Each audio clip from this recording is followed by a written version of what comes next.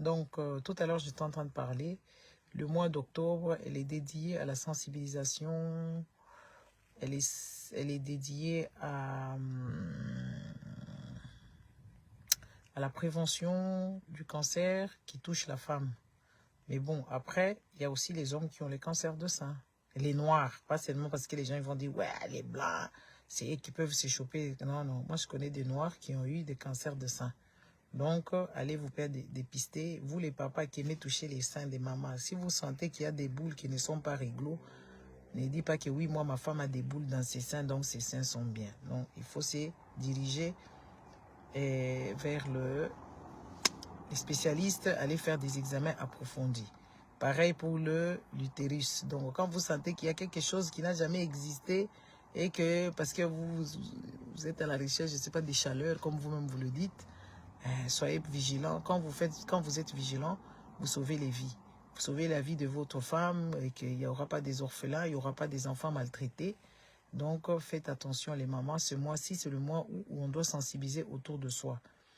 Bon, après, chez nous les Congolais, quand quelque chose n'était pas encore touché, tu ne seras pas concerné et tu ne voudras pas penser parce que toi, tu mets tout ton espoir en Dieu.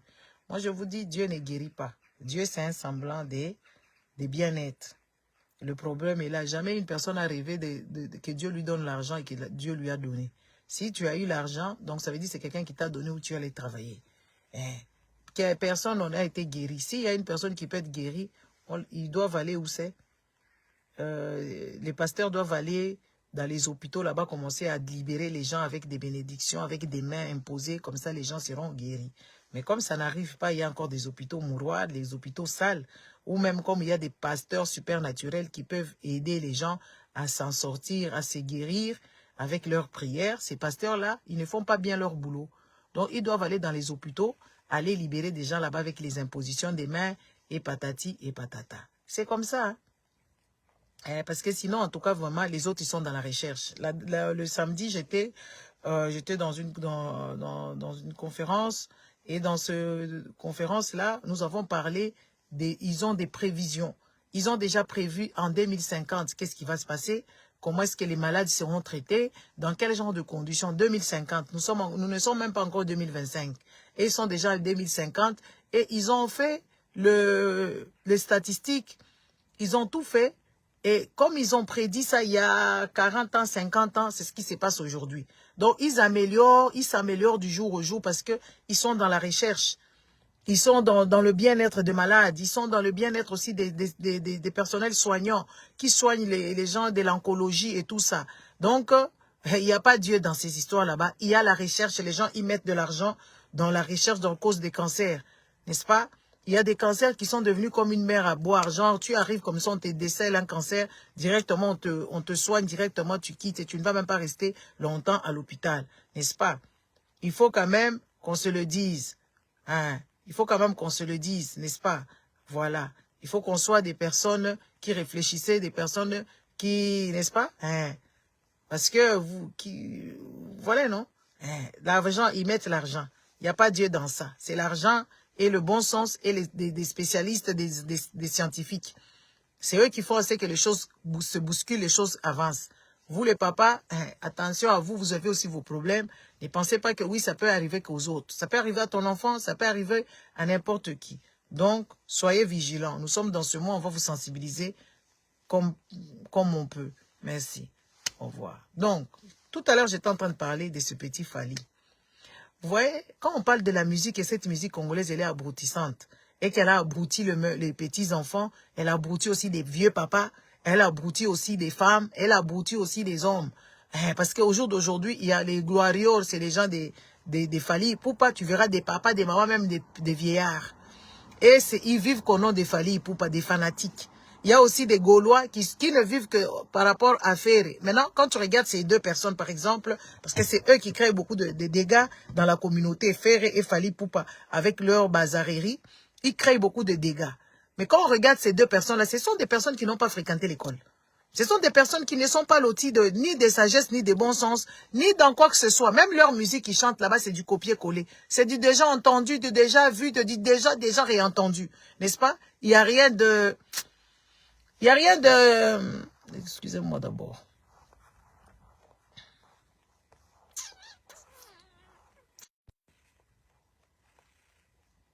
Il n'y a que nous, les Congolais, qui pensons que oui, voilà, la musique là, elle est abrutissante et elle ne rapporte pas grand-chose.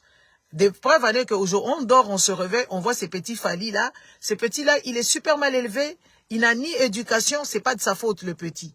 Moi, je le déteste, je n'aime pas sa gueule. Je déteste cet enfant, comme vous l'avez pas idée. Je l'ai jamais apprécié. Mais par contre, j'aimais bien l'autre petit là. Comment il s'appelait encore? Un tout petit qui n'a pas su aller loin parce qu'il était enfant. J'ai oublié son nom. Un petit là. Lui, je l'aimais bien parce que tu voyais que c'est un petit. Il faut juste l'encadrer. Il peut aller loin. Mais ce petit Fally ici, c'est un enfant. Je ne sais pas où. Je ne sais pas si c'est un enfant. Si c'est un... Je ne sais pas comment est-ce que je les qualifie. Je ne le supporte pas. Je ne l'ai jamais entendu, même 5 secondes. Il m'insupporte. Par manque d'éducation, par manque de compréhension, il ne veut même pas apprendre. C'est ça le problème avec ce petit-là. On dort, on se réveille, il dit que oui, Diki Diki, Lumumba Koufelaka Diki Diki. Ça, c'est des choses qu'il faut censurer. Lumumba n'est pas mort pour les Diki Diki. Lumumba n'est pas mort pour le FES. Lumumba, il est mort pour les Congolais. Lumumba, ce n'est pas n'importe qui. Il y a que chez vous, les Congolais, vous le prenez pour un n'importe qui. Un petit illettré, un petit qui n'a pas reçu l'éducation de ses parents. Il n'a pas eu de surveillance de ses parents. Il est tombé dans le mail d'un autre Fally Ipupa. Il a dévergondé la tête. Et beaucoup de Congolais, ils sont ainsi. Quand nous, on refuse la musique, vous pensez que, oh, nous, on veut prendre leur place. Loin de là, parce que ces gens vous abruttissent. Ces gens-là, ils ne font que vous abrutir et ils ne foutent rien dans leur musique à part la bêtise. Il faut qu'on vous le dise. Ce petit se réveille, et il chante, il dit que Lumumba Koufelaka Diki Diki. Et l'État est là, tout le monde est là. Il y a personne, ça n'indigne personne. Et une personne aussi valeureuse comme Lumumba, un petit con comme ça, avec ces bandes d'idiots qui l'ont mis en studio, qui ont fait cette chanson-là, moi je pense que c'est eux là qu'il faut qu'on mette aux arrêts. Il faut censurer cette musique-là comment on appelle ça? Non, Papa Symphorien, tu es à côté de la pompe. Mutombo n'a jamais été ambassadeur du Congo. Il était ambassadeur de lui-même. Papa Symphorien, en tout cas, je vais en arriver là, vous allez comprendre. Mutombo dit qu'il n'a jamais été ambassadeur du Congo. Faux. Archi faux. Parce qu'on n'est pas informé, parce que moi, je l'ai vu à l'œuvre, ce monsieur, moi-même. Sans que personne ne me le dise. Moi-même, je l'ai vu. Et il a fait beaucoup de scandales économiques. Je vais en arriver là. Souvent, nous ne sommes pas informés. On est dans l'euphorie de voir que oui, voilà, déjà... attendez. Non, attendez. Papa Symphorien. Mobala ma Francine, Zéla, Tchunga Kwanza, Ongolais. On va parler de tout ça. Donc, on voit un petit là qui se réveille, qui commence à manquer du respect à une personne qui est décédée. Une personne qui a mis qui a mis sa vie en danger et il en est mort. Il en est mort. Il est mort pour le Congo. Il est mort pour les Congolais. C'est quoi, t'as le niveau. Quand tu regardes ces gens, c'est pour ça moi je déteste cette musique abrutissante. Cette musique qui n'a pas de sens. Alors, messieurs de la justice, parce que c'est vous qui s'occupez de tout ça, allez censurer la musique là, tapez un peu au doigt de ces petits là, mettez-les en rééducation pour qu'ils puissent comprendre ne fût-ce que l'histoire du Congo. Lumumba n'est pas mort pour le sexe. Il n'est pas mort pour le sexe. Il est mort pour le Congo. Ça m'a fort indigné d'entendre ce morceau-là. Et ça m'a fort choqué de voir que oui, la jeunesse congolaise, elle est bête. Et il n'y aura rien de bon qui va sortir dans cette jeunesse aussi stupide, aussi bête. Moi, je l'ai dit à haute voix. Et les gens qui l'encadrent, ils sont aussi bêtes que lui. Parce que ces gens-là ne connaissent pas l'importance et le combat que Lumumba aurait mené tout au long de sa vie. Lumumba, c'était un jeune garçon. Il est mort jeune. Parce que les Congolais jouent d'aujourd'hui, même quand ils ont 35 ans, ils sont jeunes. Quand ils ont 40 ans, ils se disent toujours jeunes. C'est des jeunes éternels. Donc on peut dire que Lumumba est mort bébé. Un bébé qui avait déjà compris comment est-ce que le monde fonctionnait. Un bébé qui a combattu. Et il en est mort. En tout cas, vraiment, je suis indigné. Salut. Tu vas au boulot? À la poste? Hein? N'est-ce pas? Il faut qu'on soit des personnes logiques. À réfléchir, vraiment, franchement, ce petit doit être sanctionné. Ça, c'est jouer avec les personnes valeureuses. Je vois très mal les gens en France aller parler de Charles de Gaulle, que oui, Charles de Gaulle, c'était un coureur de jupons, il allait baiser les femmes. Ils font même une chanson. Je ne vois pas ça.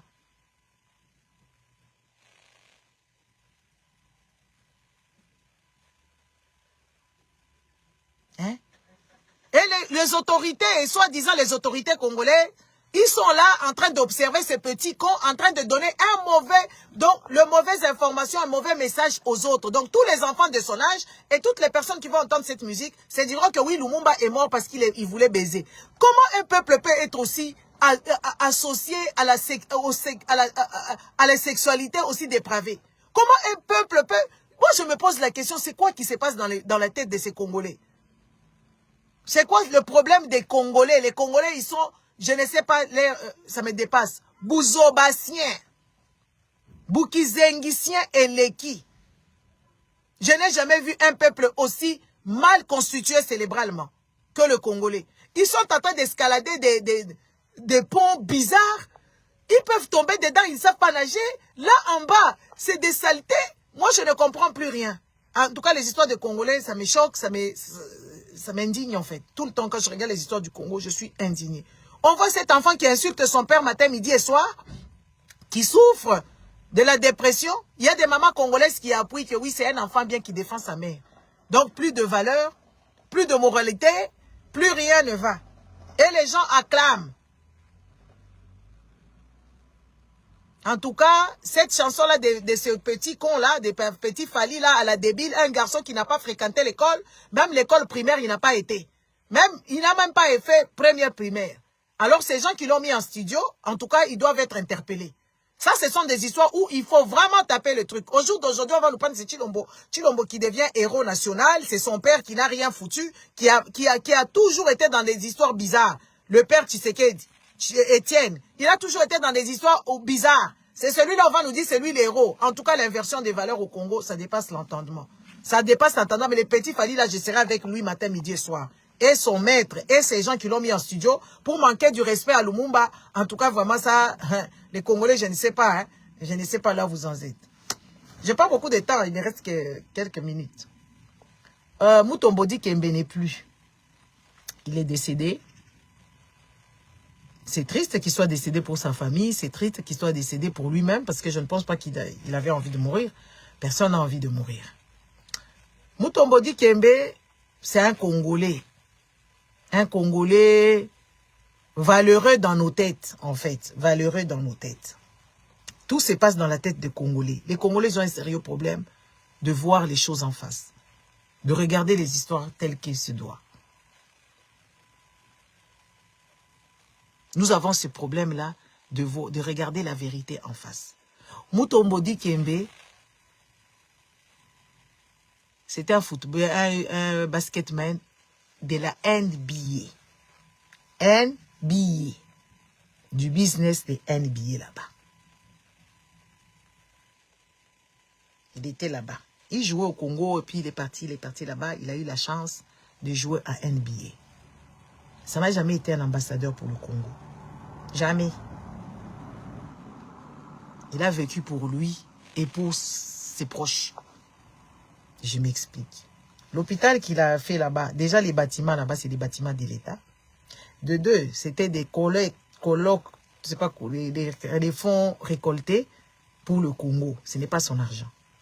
Et dans cet hôpital-là, c'est cher. Ce n'est pas accessible à tous les Congolais. Ce n'est pas accessible à tous les Congolais. Moi, je me rappelle, quand Chilombo est arrivé au pouvoir, moi, je vivais aux États-Unis. On est parti, Chilombo est venu à Atlanta. Les Baluba se sont organisés. Nous, on pensait qu'on était des Congolais. Les Baluba se sont organisés à l'accueillir. Nous sommes allés là-bas. Ce que j'avais vu, ça m'a indigné. Comme comportement d'une personne qui a vécu dans un pays. Oui, il faut qu'on commence à se dire des vérités parce que vous dites que nous sommes des Bantous. Les Bantous, et quand quelqu'un meurt, on n'en parle pas, c'est fini. Mais comment est-ce que les autres vont apprendre? Comment est-ce que les autres vont faire le contraire de ce que les gens qui nous quittent? Donc c'est comme Chilombo, le jour qui va mourir ici, on va demander à tous les enfants congolais qui seront vivants de ne pas en parler. Non. Non. Il y a même des gens qui sont jugés à titre posthume. On a vu des Pol Pot, ils ont été jugés. Il y a eu des gens qui ont commis le nazisme. Ils ont été jugés, même n'étant pas, on citait leur nom, on tissait leurs dégâts. Les Congolais ne changent pas parce que quand ils meurent, ça devient des saints.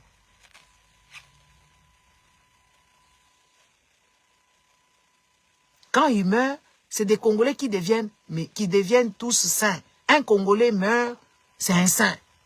Au lieu d'apprendre que oui, cette personne-là a commis telle chose, ce n'est pas un saint. C'est juste un Congolais, point. Mais tout Congolais meurt. Quand un Congolais meurt, ça devient un saint. Nous devons cesser ce genre de trucs parce que c'est comme ça, les Vital Kamerhe, ça deviendra des saints. Les Nicolas Kazadi, ça deviendra des saints. Tous ces gens-là deviendront des saints à leur mort. Nous devons arrêter un peu d'être aussi sentimentalistes. La mort, c'est pour tout le monde. Tout le monde doit mourir un jour ou l'autre. Tapotez-moi les lives. Ça va vous choquer, mais ça ne doit pas vous choquer. C'est une façon de réfléchir. Vous allez pleurer ici, vous allez commencer à dire que oui, parce qu'on m'a dit déjà que j'étais inhumaine. Je m'en fous de vos de préhension. Moi, j'essaye juste de vous faire comprendre les choses. Parce qu'au jour d'aujourd'hui, c'est pour ça qu'on ne parvient pas à mettre la main sur ce qu'on nous a volé. Parce que ces gens-là, quand ils meurent, ils ont fait beaucoup de dégâts, ça devient des saints. Mutombo Kembe, ça n'a jamais été un ambassadeur pour le Congo. Au contraire, moi, je l'ai vu en œuvre. C'est des gens qui pouvaient réfléchir Chilombo. Parce que Chilombo, c'est un complexé. Chilombo, c'est un complexé. C'était des gens qui devaient le réfléchir, lui dire que oui, voilà, non, tu n'as pas gagné aux élections, on doit bien faire les choses pour rehausser notre pays. Ton pseudo-papa, il a travaillé en tant que... il a travaillé en tant qu'opposant, il ne faut pas faire ça. Mais j'ai vu Mutombo là, les amis, ça m'a choqué. Ça m'a choqué, je dois chercher ces vidéos-là. Et je pense même, j'avais fait même des lives ce jour-là. J'ai vu ces Mutombo-là acclamer Chilombo, sachant que Chilombo n'a jamais fréquenté l'école. Sachant vraiment que Chilombo est incapable de diriger le Congo. Moi-même, personne, c'est moi qui l'ai vu. J'étais dans cette salle-là à Atlanta, dans les downtown. J'étais là-bas. Et pour rentrer dans cette salle-là, tu devais être soit de la famille de Chilombo, la famille de Mutombo, la famille IDPS et ANC à l'époque. Mais c'était le président de la République. Et moi, pour rentrer là-bas, on était là-bas en famille. Il y a une membre de ma famille, il est Moulouba. Il nous a même oubliés à la porte. On a dû se battre pour rentrer là-bas. J'ai dit, comme je suis grande, j'ai joué un peu la ruse. J'ai dit que j'étais de la famille de Mutombo. Alors on m'a mis juste non loin, à quelques, peut-être même pas 2 mètres de Mutombo. Parce que j'ai dit que oui, j'étais de la famille de Mutombo. Ils m'ont vu que j'étais grand, ils ont cru. Et j'étais rentré dans cette salle, on m'a enfoncé jusque devant là-bas. On était là-bas. Mutombo était content de voir Chilombo président. Donc pour dire que oui, il n'y a pas d'honnêteté intellectuelle. Il n'y a pas d'honnêteté. Mutombo là, le Mutombo, il a fait son business au Rwanda. Il a investi au Rwanda. Les amis, quand même. Il faut quand même qu'on se dise. On a vu des gens comme les Charles Aznavour. Ils ont parlé de leur pays d'origine. Ils ont milité. C'est que puisque même les génocides de son pays, le pays de Charles Aznavour, c'est où? Le pays qui est à côté de la... qui est dans Turquie, là. Ah, les gens qui sont là, les gens qui connaissent un peu l'histoire, aidez-moi parce que le nom m'échappe. Ils étaient génocidés. Le pays où Charles Aznavour vient, leur pays, il y a eu du génocide. Charles Aznavour, ils ont mis les collectes, ils ont fait les collectes pour que ces génocides-là soient reconnus. Mais Mutombo dit que vous nous dites qu'aujourd'hui, parce qu'il est décédé, ça devient un ambassadeur du Congo. Lui, il a joué à NBA. Il a joué à NBA. Combien de gens qu'il a parrainé, combien même des stades, ou je ne sais pas, des stades, des bastiers qui nous est construits au Congo là-bas, sont quand même des personnes logiques. Un Congolais avance seul. Un Congolais avance seul, même s'il est millionnaire, il avance seul. Arménie, merci maman Christine. Il y a eu des génocides lointains en Arménie là-bas. Charles Aznavour, il a crié, chanté son pays, parlé dans les collectes et tout ça, comme il avait la notoriété en étant français. Il a parlé de son pays, il n'a jamais oublié son pays. Il y a que les Congolais qui avancent seuls et le jour quand ils décèdent ici, vous voulez que nous tous on vienne pleurer ici. Qu'on vienne pleurer ici. Mutombo c'était un jeune, il est mort à l'aube de ses 60 ans. Mais il a agi comme un vieux con. Il faut quand même qu'on vous le dise.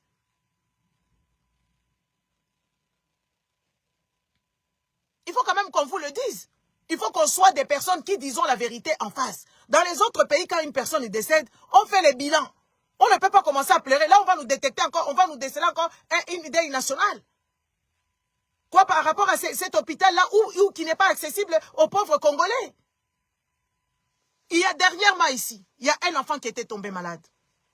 Moutombodi demandait l'argent aux Congolais, pourtant il est millionnaire.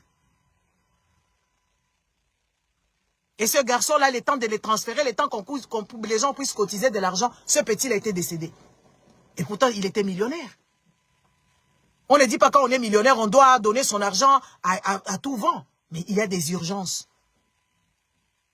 Il faut qu'on vous dise des vérités. Ça va vous choquer parce que vous n'aimez pas la vérité. Il ne faut pas nous donner des héros qui n'ont jamais été héros. C'est comme ça vous nous mentez ici que oui, Étienne Tshisekedi c'était un héros. Vous ne pouvez pas nous donner des gens qui étaient juste des pauvres citoyens congolais, aussi égoïstes qu'ils ne soient. C'est triste qu'il soit décédé, oui, c'est triste pour sa famille. Mais combien de fois on a vu des gens mourir là-bas?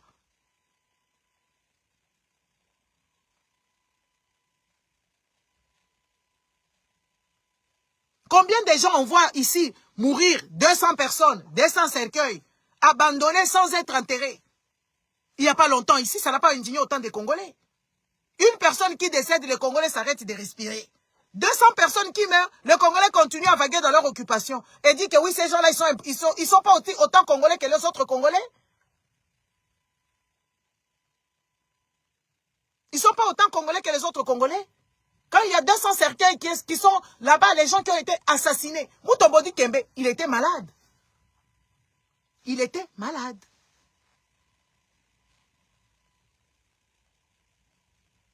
Il a beaucoup souffert. Ça fait peut-être 1 année et demie que ce monsieur-là était malade. Il avait une tumeur au cerveau. Il devait être opéré et je pense qu'il n'a pas su et tout parce que, je ne sais pas. Mais il en est mort. On ne doit pas s'arrêter de respirer. Mais on voit 200 cercueils abandonnés sans être mis en terre. Ça ne choque pas les Congolais. Quand un riche meurt, les Congolais s'arrêtent de respirer. Si on leur demande qu'est-ce qu'il a fait de concret, ils ne savent même pas. Juste parce qu'il a joué à NBA. Vous savez combien de gens sont passés à NBA là-bas?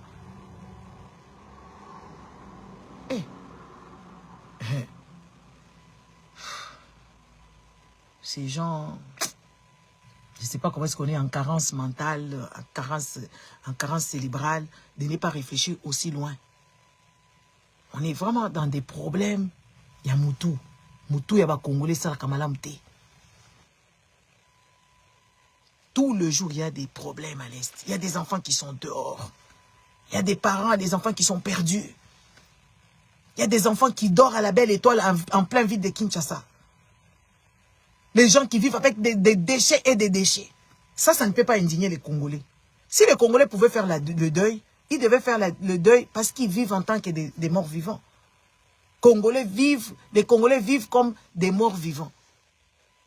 Les Congolais doivent pleurer pour eux. Les Congolais ce sont des matérialistes qui ne bénéficient même pas du matériel de la personne. Et ils sont juste là. C'est comme ça, moi je regarde, je dis, mais les jours que même c'est Kagame là mourra, les Congolais vont pleurer pour ça.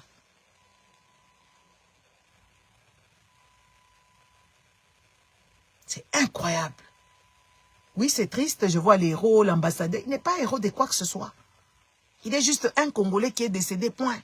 Un Congolais qui a joué à NBA, un Congolais qui est devenu célèbre. Ça s'arrête là. Mais nous dit que c'est un héros, franchement, moi je suis choqué. Et je vois même des gens qui font des vidéos racontant des bêtises, n'est-ce pas? Des idioties, de dire que oui, voilà, lui au moins, il n'a rien foutu au niveau de son truc. Il pouvait négocier là-bas en Amérique, parler du Congo et tout ça. On ne dit pas seulement à l'époque de Tshisekedi, même à l'époque de Kabila. Il était où ce garçon? Est-ce qu'il a dénoncé quoi que ce soit? Il était dans quelle collecte?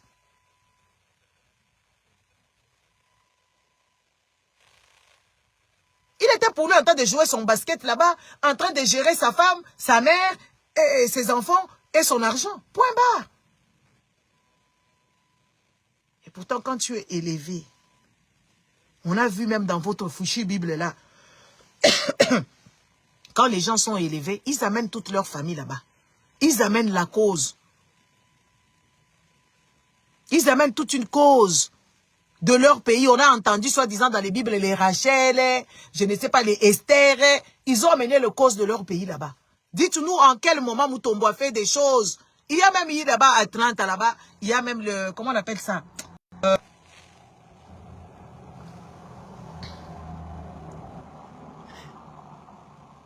Il n'y a pas une organisation saine de ça. Et pourtant, lui pouvait financer, lui pouvait gérer, lui pouvait faire même des maisons de, je ne sais pas, des cultures pour promouvoir, pour faire appel aux dons. Les Américains, lambda, ils donnent de l'argent par rapport à telle cause. Soyez quand même pas aussi naïfs à ce point. Soyez pas quand même aussi ignorants à ce point. On peut commencer à réfléchir un peu plus loin. Comme ça, les autres vont apprendre. Tu es quelque part, tu dois faire des choses. Tu es quelque part, tu dois initier des choses. Et quand ces gens-là meurent ici, vous venez ici pleurer. Et ces gens-là, ils n'ont jamais promis, ils n'ont jamais mis le Congo au-dessus de quoi que ce soit. Jamais, c'est toujours eux. Ils marchent en tant que eux, seuls. Les Congolais, la majorité des Congolais avancent seuls. Seuls et seuls, sans personne. Et quand ces gens-là meurent, et vous voulez nous imposer les deuils, et vous commencez à mentir aux petits-enfants, oh, c'était un héros. Non, il a joué au basket, c'était un spécialiste dans son domaine. C'était un dieu de basket, ça s'arrête là.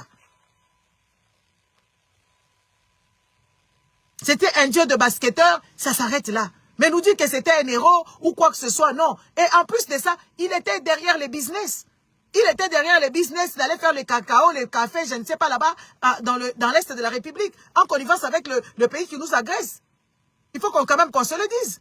Qui ne connaît pas ça? Parce que peut-être vous ne connaissez pas parce que vous ne suivez pas l'histoire du Congo. Parce que vous ne suivez pas ce qui se passe. Vous êtes toujours là dans les vagues comme ça et tout ça.